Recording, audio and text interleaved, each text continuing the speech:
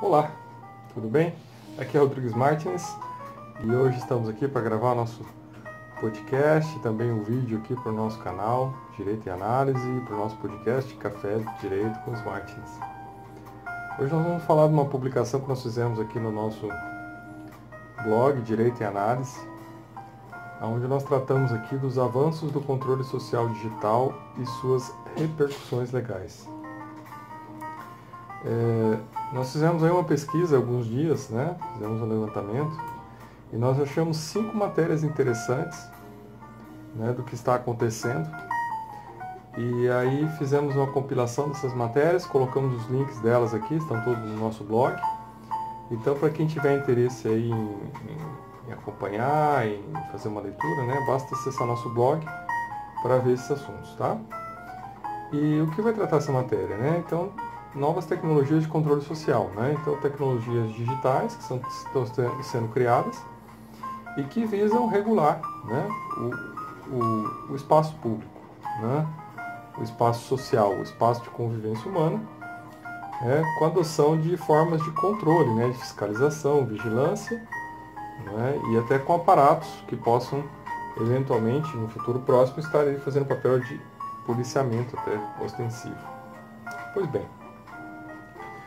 E aí eu separei alguns artigos interessantes aqui para a gente poder, né, começar a sintonizar com esse assunto, que é um assunto que vem aí e nós não podemos deixar de falar dele porque provavelmente nos próximos anos nós teremos, né, toda uma interferência, né, de evolução de tecnologias de controle social e elas estão cada vez mais próximas de nós, então nós não temos mais como evitar falar desse assunto, né? E claro que nós, quando tratamos desse assunto, temos um paradoxo, né, da questão das liberdades individuais, não é, e da proteção da coletividade. E aí nós temos que fazer, né, dosar essas duas forças, né, para que nenhuma nem outra fiquem predominantes, né, porque também um excesso de liberdade gera espaço para abusos, né, gera espaço para a lei do mais forte, gera espaço para a criminalidade. E, do outro lado, um excesso, né, de regras de Estado também gera, né, espaço para abusos, também no sentido de controle excessivo, ditatorial, né, de eliminação das liberdades e até de violação de direitos humanos. Então a gente tem sempre que fazer uma dosagem quando fala sobre isso para chegar no meio termo positivo, num caminho que seja sustentável para essas questões, não é? Bom, começando a falar sobre isso, então, a gente separou aqui algumas matérias, né?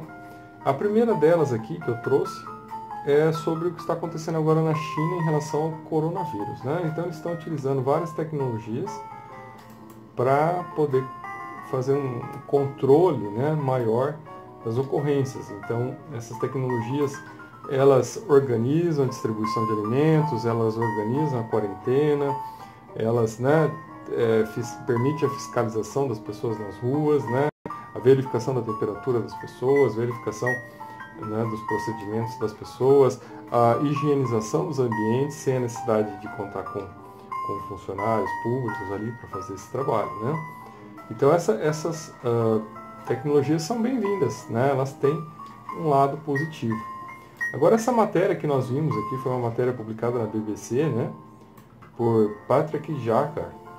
E o que nós vemos aqui, né, quem quiser acessar depois está no nosso blog, o que nós vemos aqui é, no final da matéria, ele falando dos benefícios, das possibilidades, né, mas também trazendo aqui os riscos, né, os riscos de que essas formas de vigilância estejam, né, violando direitos humanos, né, que estejam também servindo para que a China possa aprimorar os controles, né, numa situação de crítica, onde ela pode testar todos os mecanismos aí que ela queira, né? E colocando em risco sempre a privacidade humana. E daí, claro, que a matéria traz então esse paradoxo que nós levantamos aqui sobre o tema, tá? Então, as tecnologias de controle social, elas vêm e ao mesmo tempo elas colocam né, essa linha tênue que separa, né, os benefícios, né, dos malefícios do uso dessas tecnologias. Um segundo artigo aqui que nós colocamos aqui na nossa pesquisa, né, no nosso ensaio aqui, para que vocês possam ler, diz respeito à tecnologia que está sendo usada aqui no estado do Paraná, né, que saiu uma reportagem até no dia de hoje, de se colocar, né, uma forma de rastreamento dos veículos, das placas dos veículos, para ver aquelas que pagaram no IPVA. Essa não é uma tecnologia nova, né, já existe tecnologia de rastreamento de identificação de veículos, assim como já existe tecnologia de identificação facial das pessoas, né. Essas tecnologias não são novas e no Brasil já estão implantadas em alguns locais. Mas o que chama atenção quando a gente fala desses assuntos, né, é o uso dessa tecnologia, né, para levar ao pagamento de impostos, né, levar a não a proteção da sociedade, mas sim, né, a arrecadação, né, de tributos. Então, essa é uma discussão que tem que ser feita e que está aqui, né, pendente, tá? Uma coisa nova aí que vem, mas que está em aberto, tá? O terceiro artigo que a gente pegou aqui é interessante, que saiu aqui num jornal aqui americano que chama The Conversation. É um estudo que eles fizeram aqui nos Estados Unidos sobre como as câmeras, né, públicas, em espaços públicos, podem modificar a maneira como nós pensamos, né, interferir nas nossas emoções e na maneira como nós pensamos. Então eles fizeram estudo, né, alguns estudos, e verificaram que as pessoas, quando estão sendo fiscalizadas, né, elas tendem a modificar seus comportamentos. Em grande parte, né, do que foi verificado nesse estudo, houve sim, né, aspectos benéficos nessa modificação. Por exemplo, locais onde se lava a mão, por exemplo, as pessoas passaram a lavar mais as mãos quando souberam que ali estava sendo fiscalizado, vigilado, né, por uma vigilância eletrônica. Agora, existe um outro ponto aqui, que não são os pontos benéficos, né, de levar as pessoas a cumprirem mais as regras, né. É um ponto que se destaca aqui, que houve um ligeiro aumento da negatividade, né, dos sentimentos de negatividade, de autoculpa, né, principalmente quando as pessoas cometem algum erro, né, como se elas ficassem expostas. Claro que isso é um dado preliminar, algumas pesquisas, né, que precisam ser replicadas, mas que indicam que existe, né, uma interferência, né, no comportamento das pessoas quando elas estão sob vigilância. E grande parte dos dados indicam que isso é positivo, né, até na prevenção de crimes. Então é algo que tem que ser aí destacado. Nossa próxima publicação aqui que nós separamos, né, para falar com vocês aqui, é de uma situação que aconteceu na Inglaterra, tá? Onde um crime, né, um homicídio, foi desvendado pelo uso de informações, né, de Big Data, né? Então, desses sistemas todos, que a gente pode chamar de Big Data, né, sistemas que condensam as informações, né, públicas, elas permitiram a solução de um crime de homicídio, né? Então, aconteceu lá um homicídio com a balestra, né, aquelas armas que atiram flashes. Aconteceu durante a noite, num lugar ermo, né? Ninguém não tinha motivação nenhuma, não tinha nenhum vizinho, não tinha briga, não tinha nada. E aconteceu um crime desses lá no local ermo com uma pessoa durante a noite. E aí havia uma dificuldade em se descobrir o porquê, os motivos ou quem cometeu o crime, né? Então a primeira informação de Big Data que ajudou a desvendar o crime foi as pessoas, né, a pesquisa das pessoas que adquiriram aquele tipo de equipamento nos últimos anos, né, do tipo de flash e do tipo de balestra.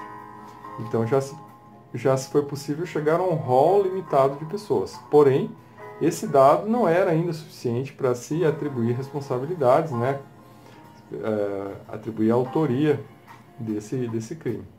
E aí se utilizou um segundo dado, né, que era a telemetria dos veículos, né, utilizados na região, seja por meio do sinal dos celulares ou da própria telemetria dos veículos, que no caso aqui era um Land Rover, um veículo mais moderno, onde a própria fábrica, né, para dar um suporte à pessoa que adquire esse veículo, ela faz a telemetria, ela acompanha todo o deslocamento desse veículo, tudo o que acontece com ele, né, a motorização, o funcionamento do motor, quando ele liga, quando ele desliga, aonde ele para, onde ele está, tudo que acontece é acompanhado pela fábrica.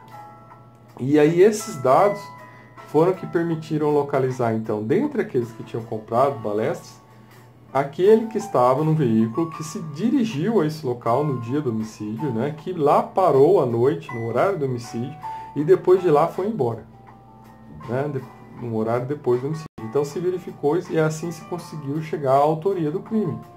Então vejo que esse é um dado importantíssimo, né, que a tecnologia de controle social, essas tecnologias digitais, permitem. Então foi um resultado positivo em termos de segurança pública, elucidação de crimes, né, e até de desestímulo a que novos crimes aconteçam a partir do momento que, né, os criminosos, os perversos, sabem, né, que existe um controle social estabelecido sobre, né, todo aquele território. Tá? Então é muito interessante essa análise, está também no nosso blog, quem tiver interesse, tá? Basta visitar lá o nosso blog, Direito em Análise, né, no Blogspot, para ter acesso a essa matéria. E o último texto, e aí talvez o mais, né, e já fazendo um contraponto, talvez aí um ponto que seja questionável, é de uma empresa na China que está desenvolvendo, né, robôs para que sirvam de policiamento ou façam trabalho de robô, de bombeiro, e que tenham até equipamentos de taser para neutralizar uma pessoa, né? Então esses robôs, eles teriam uma inteligência artificial para verificar e para, né, poder fazer um policiamento ostensivo em ambientes, né, públicos. Então aí a gente já começa a entrar numa situação complexa, né? Um paradoxo, né, de análise mais rígido. Esta mesma empresa, ela pesquisa, né, além do controle facial, da identificação facial, também a identificação das emoções, né? Então ela visa verificar os traços das pessoas, né, em determinadas situações para verificar se elas não estão predispostas a cometerem crimes, né? Então tinha um filme até que chamava Minority Report, que trabalhava com isso, né, de tentar antecipar a ocorrência de crimes, né, a partir da identificação lá de um padrão das pessoas ou da intencionalidade delas. E aí agia antes de acontecer o crime. E veja, então esse sistema que eles visam é, né, identificar a partir de dados emocionais se a pessoa estaria predisposta a agir. Então aí já vem um problema, né, de fidedignidade desses dados, né, e realmente de aplicabilidade disso, de você relacionar sempre uma emoção a uma ação, né, uma intenção. Isso é um problema.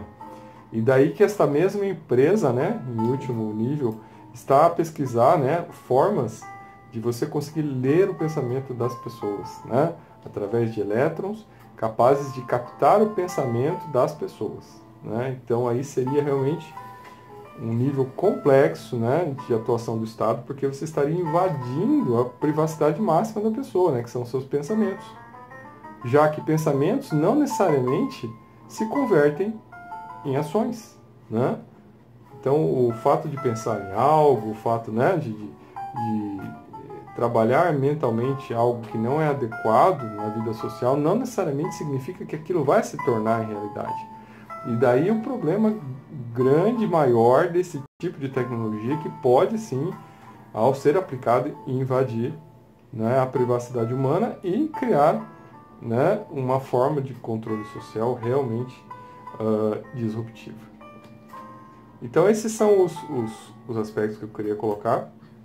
Então o que a gente vê hoje, né, é que o balizador, os limites do avanço dessa tecnologia estariam o quê? No respeito aos direitos humanos individuais, né?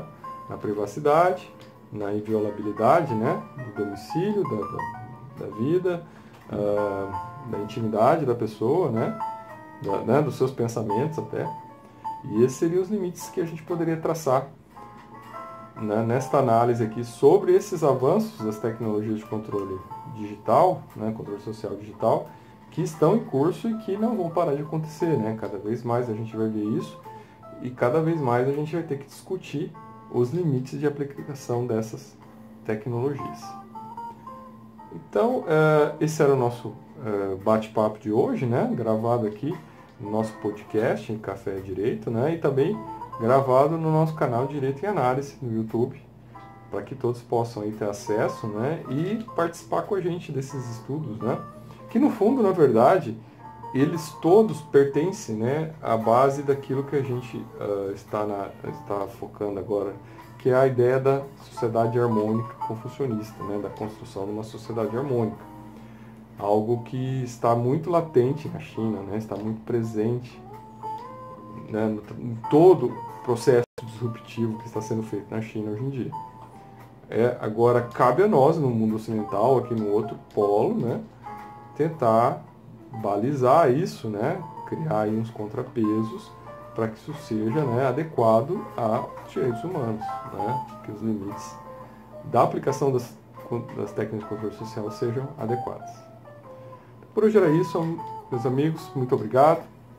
Eu sou Rodrigues Martins e até nosso próximo encontro.